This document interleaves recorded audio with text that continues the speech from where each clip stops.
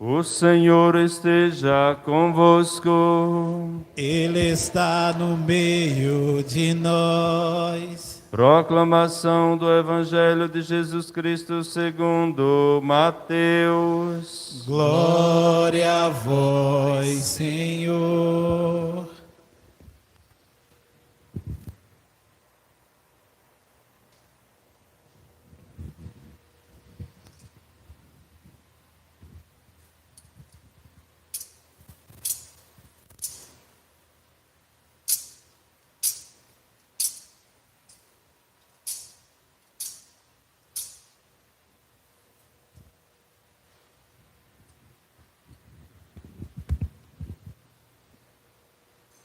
Naquele tempo, Jesus foi à região de Cesareia de Filipe e ali perguntou aos seus discípulos: Quem dizem os homens ser o Filho do Homem?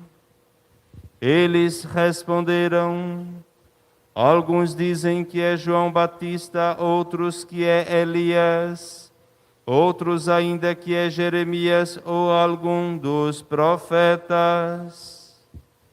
Então Jesus lhes perguntou: E vós, quem dizeis que eu sou? Simão Pedro respondeu: Tu és o Messias, o Filho do Deus vivo. Respondendo Jesus lhe disse: Feliz és tu, Simão, filho de Jonas, porque não foi um ser humano que te revelou isso, mas o meu Pai que está no céu. Por isso eu te digo que tu és Pedro, e sobre esta pedra construirei a minha igreja, e o poder do inferno nunca poderá vencê-la. Eu te darei as chaves do reino dos céus. Tudo o que tu ligares na terra será ligado nos céus. Tudo o que tu desligares na terra será desligado nos céus. Palavra da salvação. Glória a vós, Senhor. Aleluia, aleluia. Aleluia, aleluia.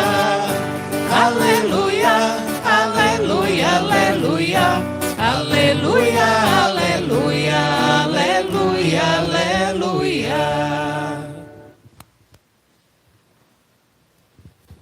Prezados irmãos e irmãs em Cristo Jesus nosso Senhor, que estáis presentes aqui na Igreja de Santo Antônio de Barra de Jangada ou que nos acompanhais através das redes sociais.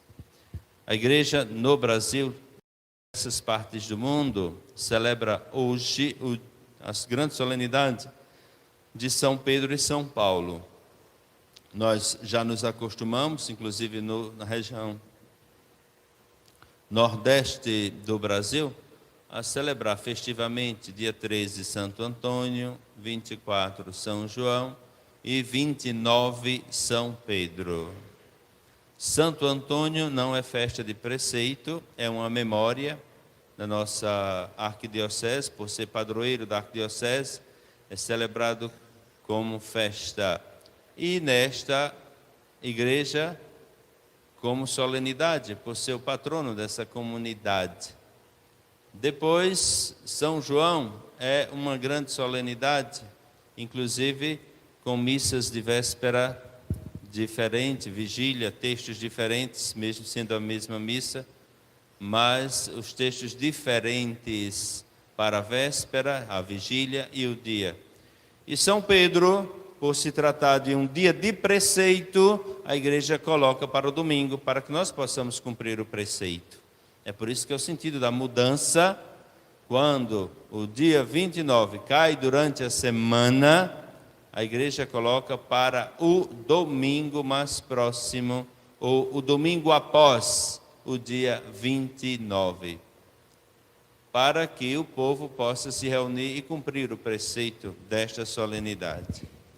Também com duas missas, dois textos de missas diferentes, as vésperas e o próprio dia. Pois bem, meus irmãos e irmãs, no Salmo de meditação, de modo especial 99, quando nós 91, quando nós invocamos a presença do Senhor sob a proteção do Altíssimo, nós, confiando em Deus, dizemos que 10.000 cairão à direita, 10.000 à esquerda, e tu não serás atingido, especialmente porque contas com a presença do Senhor e porque estás sob a proteção do Altíssimo, aquele que habita sob as asas, sob a sombra do Altíssimo. Depois, outros diversos salmos, como o próprio salmo de meditação de hoje, que foi belíssimamente cantado, né? De todos os temores me livrou o Senhor Deus. E vai ali dizer que Deus protegerá os seus através até do seu anjo. O anjo do Senhor vem acampar ao redor dos que o temem e os salva.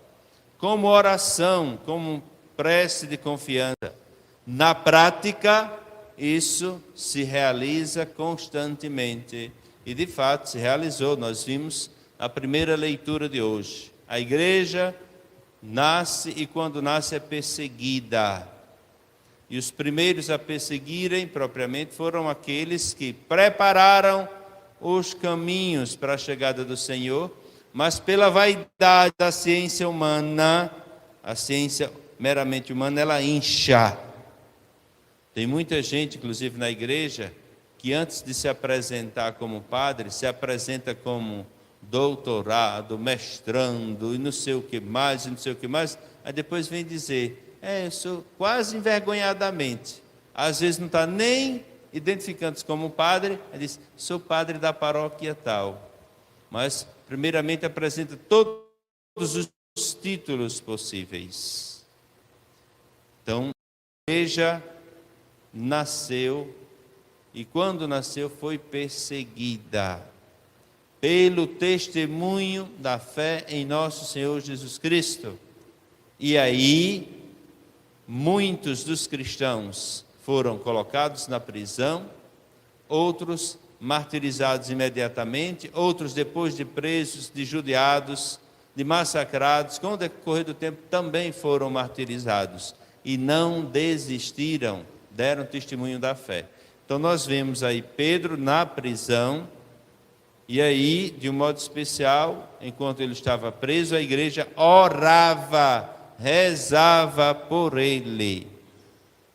E como nos diz o livro de Tobias, quando o justo Tobit e Sara, atormentada por um espírito do mal, oravam, Tobias diz assim, Tobias depois vai dizer assim, ou melhor, Rafael, quando se revelar, ele vai dizer, eu fui o anjo do Senhor enviado por ele. Naquele dia que tu oravas, e que Sara orava em outro lugar também, Deus ouviu as preces de vocês e me enviou para libertá-los. A mesma coisa aconteceu com Pedro. Enquanto a igreja orava por ele na prisão, que ele estava na prisão, Deus aí manda seus anjos para o libertar.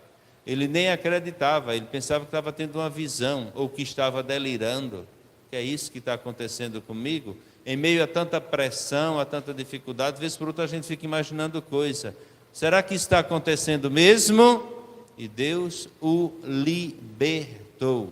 E depois esse homem aí vai voltar à sua missão, pregando aquilo que lhe foi pedido, que lhe foi ensinado. Então, a primeira leitura de hoje nos mostra essa intervenção divina. E venhamos e convenhamos, no princípio, os milagres estavam muito mais presentes para se confirmar os sinais da vinda do Messias. O Messias havia chegado, foi sacrificado, morto, mas ressuscitou. E essa presença, ele mesmo disse, eis que estarei convosco todos os dias, até a consumação dos séculos. E essa presença foi marcada muito por milagres.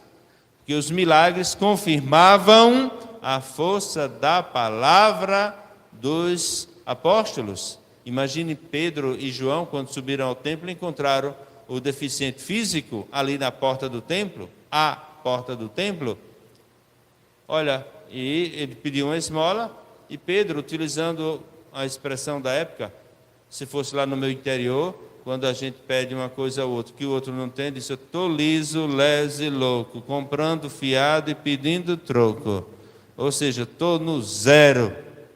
Mas eu não tenho nem ouro nem prata, ou seja, nós não temos nada. Mas o que temos, mais o que tenho te dou. Em nome de Jesus, nosso Salvador Nazareno, levanta-te e vai para a tua casa. Levanta, pega a tua cama e vai para a tua casa. E assim fez. Então, hoje, que foi o texto de ontem, hoje nós vimos mais uma vez a intervenção divina, a libertação do cárcere daquele que foi preso, porque representava, por excelência, a igreja na qual Jesus fundou sobre ele, a qual Jesus fundou sobre ele. E a vida dos primeiros discípulos, dos apóstolos, aqueles que se deixavam batizar, foi marcada por muita perseguição. A prova disso é que o próprio Pedro foi martirizado. Todos nós, se não tivermos cuidado, temos um pouquinho de Judas, de traição. Muitas vezes nós queremos ser bonzinhos, mas na hora de pecar, nós acabamos renegando a Deus, porque todo pecado é dizer não a Deus. Então nós acabamos traindo. Então não só foi Judas o traidor, não. Pedro também o foi. No final das contas, todos nós sabemos que quando Jesus foi crucificado, qual era o único apóstolo que estava pertinho ali dele? João. É por isso que João é chamado discípulo amado. Inclusive porque representa todos aqueles outros que amam profundamente. E é João que vai depois definir Deus como amor, na sua primeira carta. Deus é amor, por excelência. Então ele soube ser fiel até o finalzinho. Isso significa que todos os outros traíram. O problema de Judas é que Judas se fechou à ação de Deus. Papa Bento XVI diz que Judas renegou o amor. E quem renega o amor encontra um bom abraço da morte, correndo o risco de receber a morte eterna. Que na verdade nós não vamos dizer que Judas está condenado, está queimando no fogo dos infernos ou alguma coisa assim, porque aí nós não podemos atingir o grande valor da misericórdia divina. Mas o próprio Jesus já havia profetizado: um de vocês há de me trair, mas ai daquele que traiu o Filho do Homem, seria melhor que não tivesse nascido. E Judas se fechou. Pedro traiu Jesus, inclusive negou quantas vezes? 3. Por isso que Jesus vai dizer para ele depois: Pedro, tu me amas? 3 vezes. E na terceira vez, certamente Pedro baixa a cabeça, meio entristecido, os olhos lacrimosos, e vai dizer: tu me conheces profundamente, tu sabes que eu te amo. E aquele que o negou 3 vezes, inclusive porque se abriu ao amor e ao perdão, Jesus confiou o apacentar do seu rebanho, das suas ovelhas.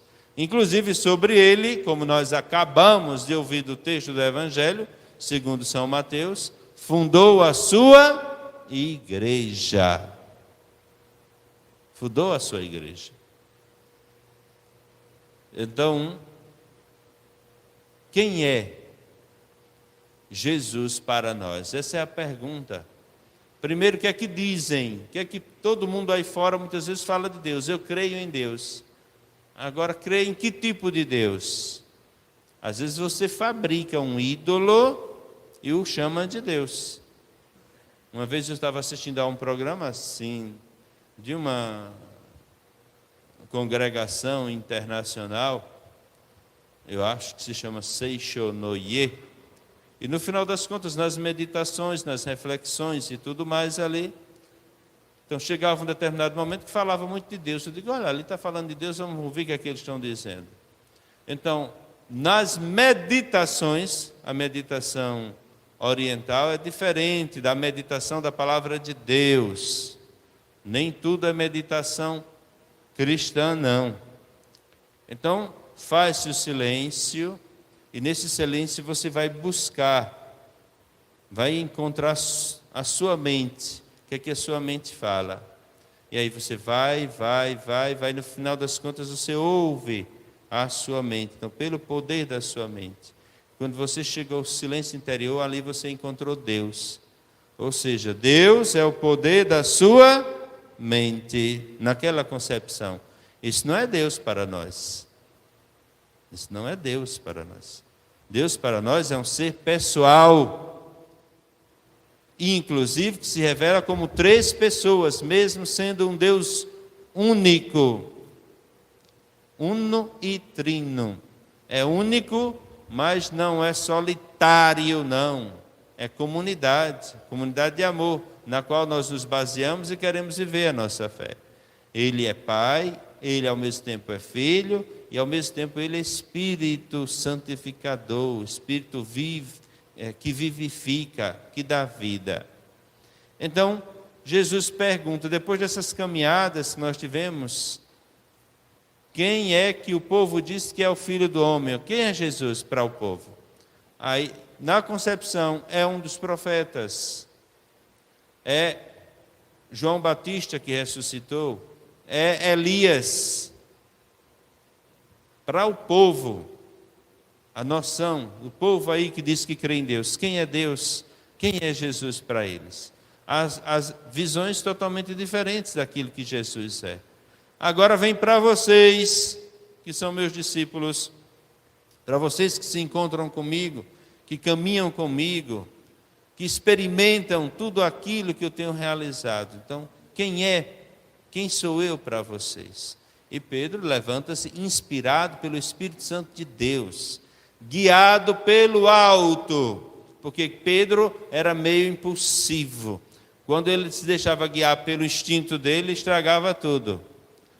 Né? Mas quando ele se deixava guiar por Deus, ele diz, tu és o Cristo, tu és o ungido de Deus, tu és o Messias, tu, Yeshua, és o Messias, aquele que nós esperamos, o ungido de Deus, que tanto nós pregamos, esperamos, nessa expectativa nós estamos experimentando, tu estás entre nós, és tu.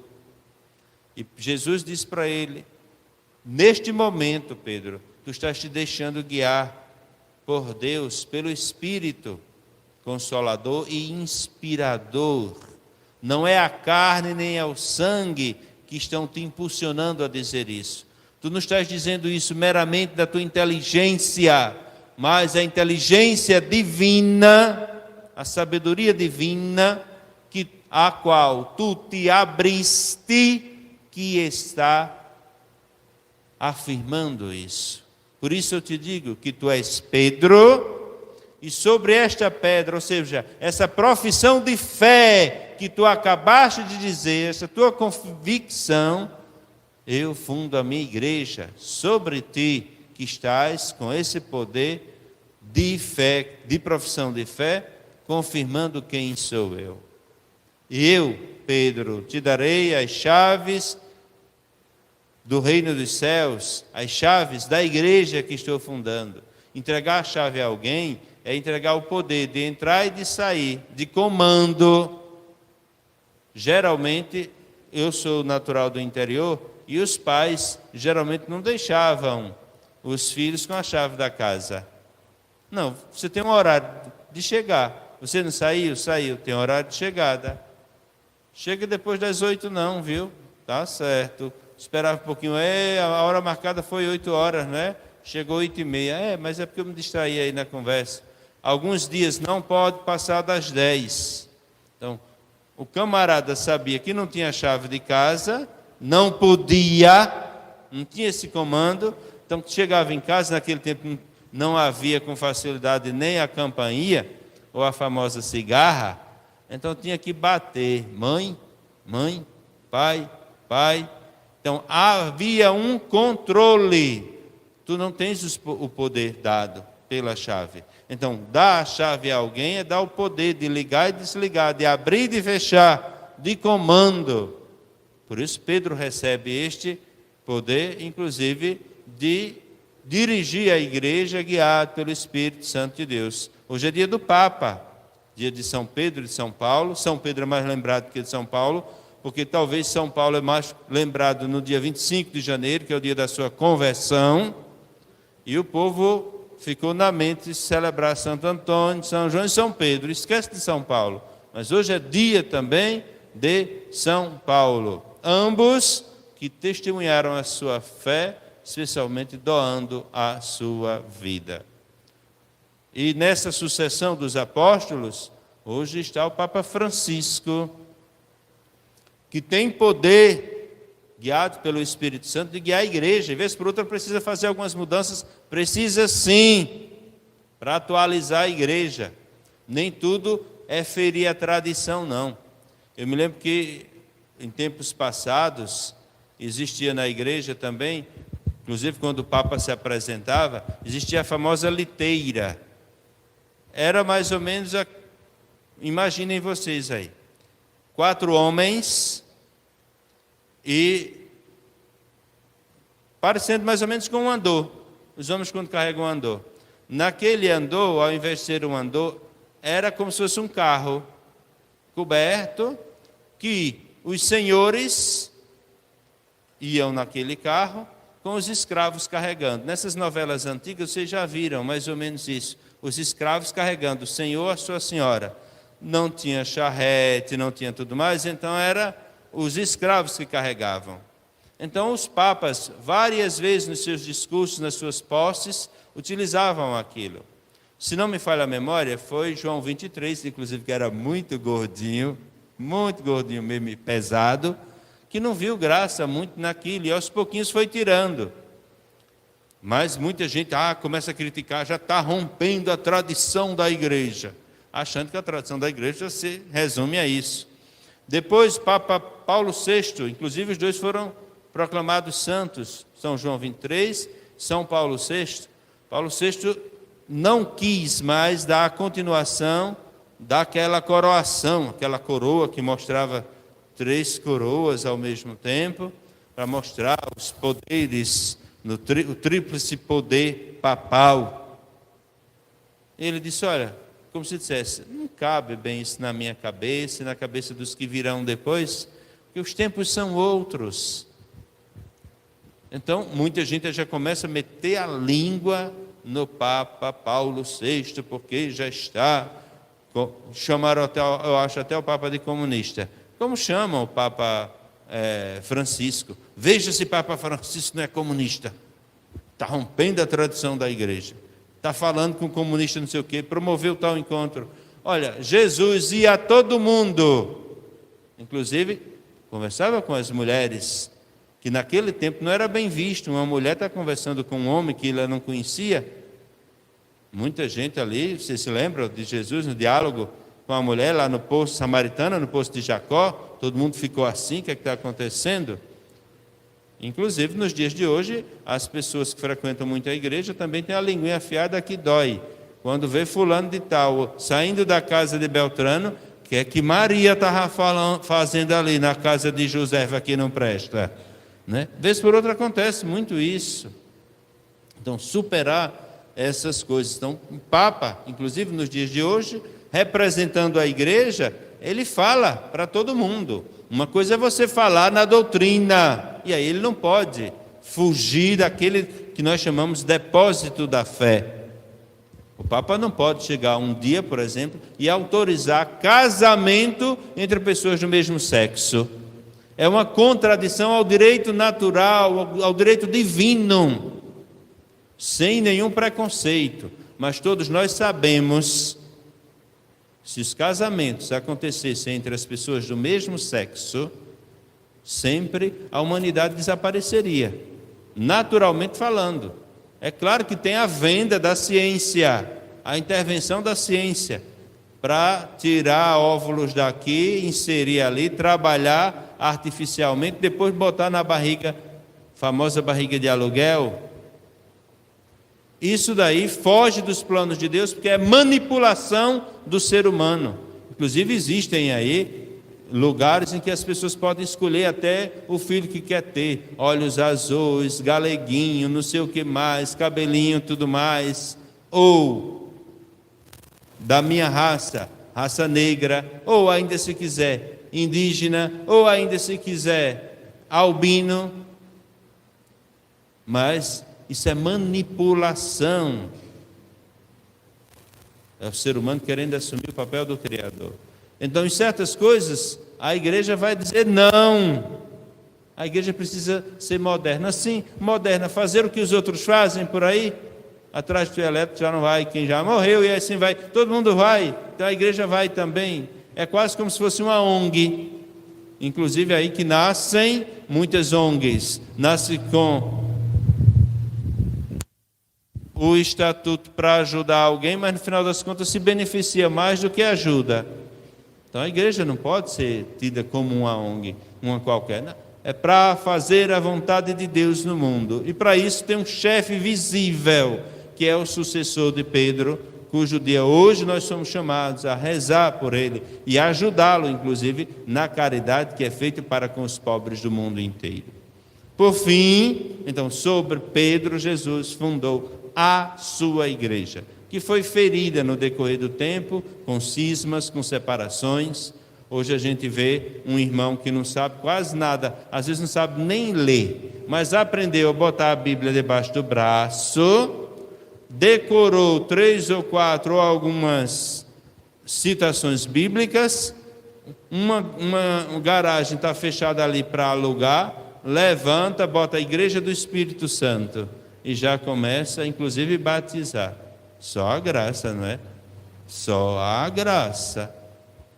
Essa divisão que fere, inclusive, a unidade da igreja. Então, nós temos alguém sobre quem Jesus fundou a igreja e permanece na sucessão apostólica. Se romper essa sucessão, não pertence mais à igreja fundada por nosso Senhor Jesus Cristo.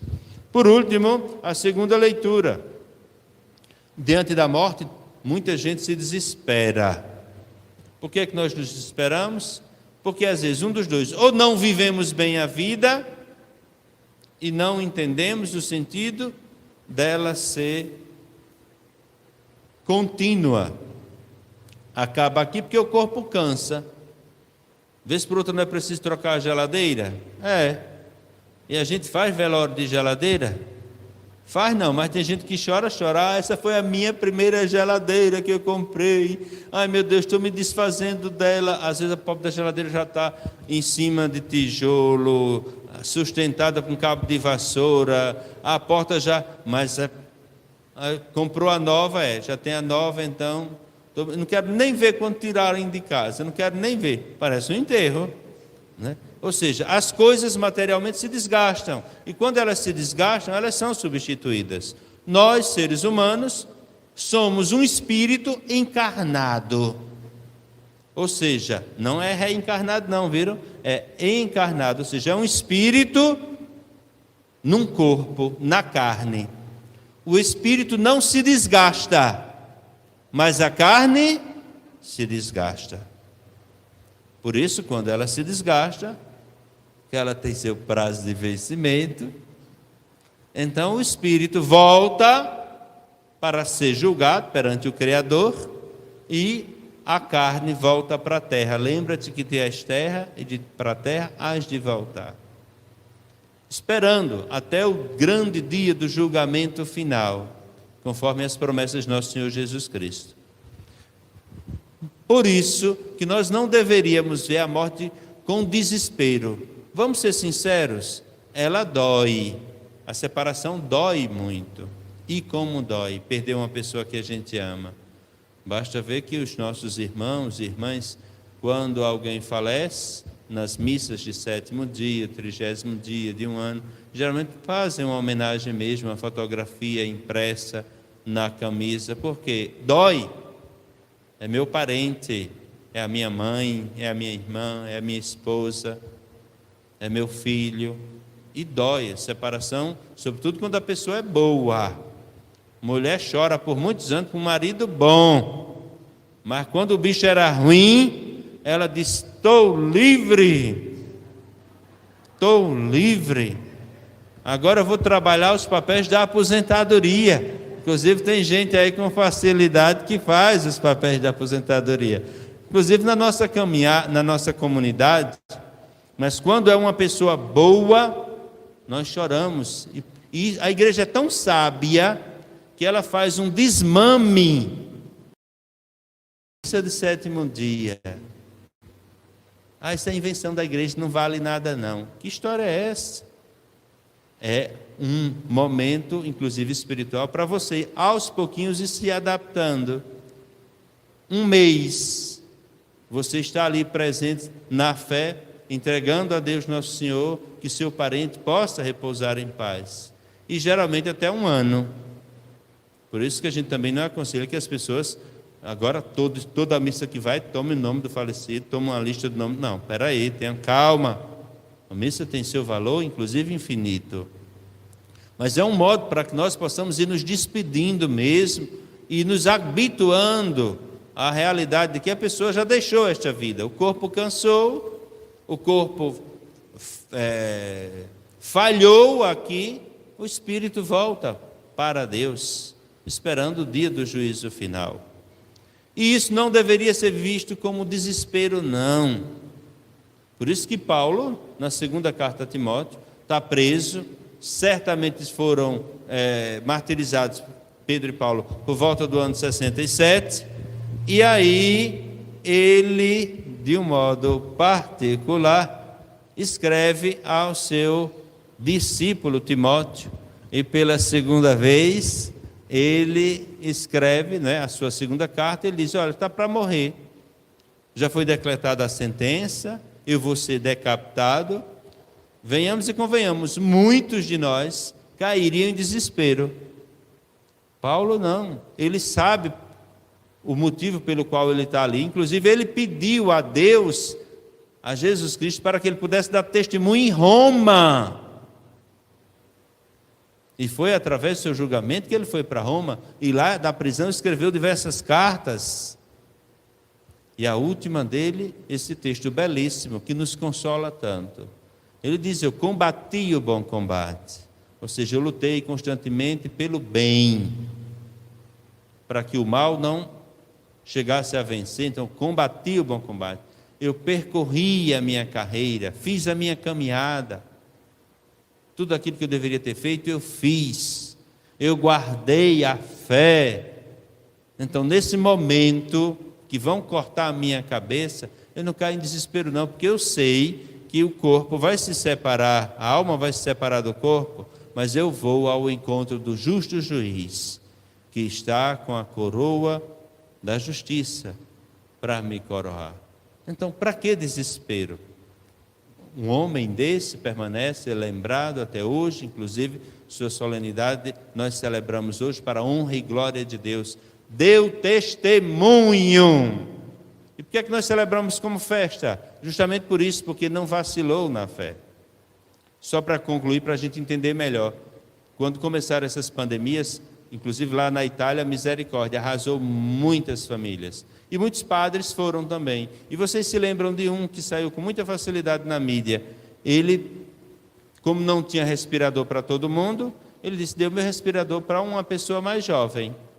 Vocês escolhem. Ele não escolheu a pessoa, vocês escolhem.